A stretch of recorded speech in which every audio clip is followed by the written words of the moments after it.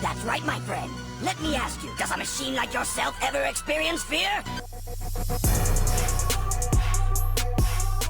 Howdy, what's going on, guys? Welcome to a brand new video for Genshin Impact. My name is Ventus SGN. Guys, in this video, I'm going to share with you 7 leveling tips that I wish that I knew at the very start of the game. Number 1, grinding random enemies is a waste of time. In most RPG games with a leveling system, you normally go around and find enemies that give the most EXP and are killable with enough items that keep you alive.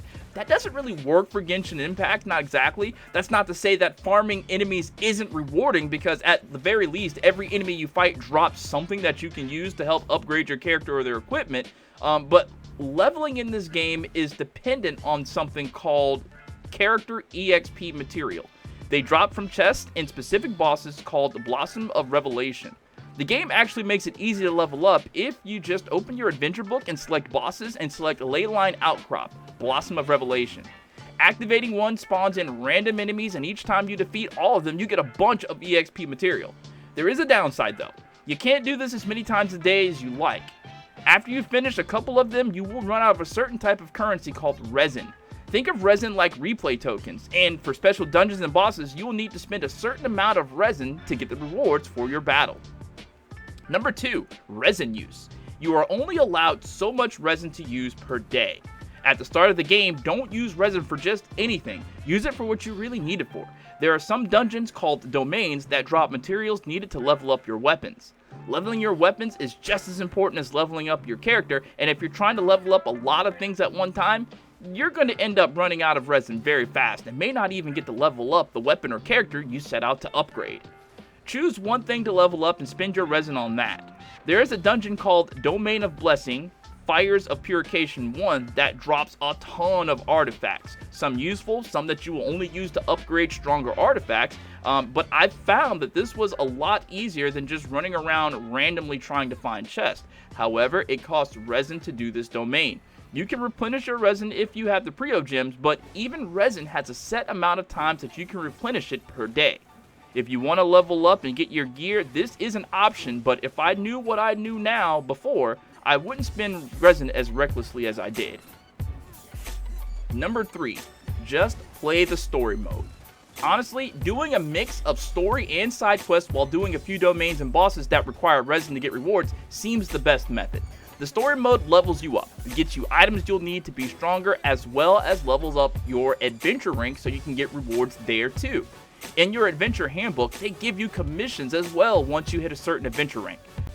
They're daily quests and are an easy way to get your level up and get equipment. Not only do you get rewards for completing each commission, you also get a reward once you complete all of them, similar to getting adventure rank rewards. There isn't just one story mode line to follow, there are multiple called quests, and each of these quests, once completed, give you the very rewards you need to rank up your characters. Maybe not all of them at once, but enough of them. And honestly, it seems like doing side stuff, domains and bosses, you should use that stuff to level up your other team members, not like your main team. Number 4, team building. I heard from the start that you should pick out only 2 characters to focus on, and at most 4, but since I have a little bit of money to burn on the game, I thought it would be okay to do more than 4 so I could have multiple teams. I spent resources on like 20 or so characters that I have, and now 4 or 5 days later after the launch of the game, I only really use the same 5 or 6 characters. All of those character EXP materials I wasted on those characters should have gone towards my favorite characters, because even at adventure rank 26, you will always use EXP material cards to level your character even after ascending them. Now I'm at a spot where I have my favorite characters ascended, but like no way to level them with EXP material cards because I have none. And now the best way to get more is to spend resin on Revelation Blossoms, of which at this stage of the game, monsters are stronger and I need to spend resin on dungeons and boss fights to get stronger artifacts. The only way out is to really pause my progress of the game and spend a whole day or two's worth of resin on acquiring the most amount of character EXP materials. So in short, get who you're going to get and only level them. For the average player who can't wish summon like crazy, don't even sweat it, because you get what you need to play and do well, though some wishes will make the game easier or more fun. Number 5, explore the entire map while the game is still new to you and you're in the honeymoon phase. Traveling across the entire map after you've been playing the game for a while will feel like a chore unless you really love the game. It will make the game a lot easier for you later if you stick with it to have as much of the map explored and teleport spots acquired. Don't worry, there isn't too many random enemies in the open world that will kill you. Most you can defeat, and some of them have chests that give you early gear to make fighting easier.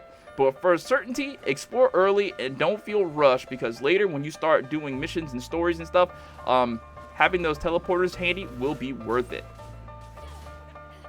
Number 6, weapon leveling.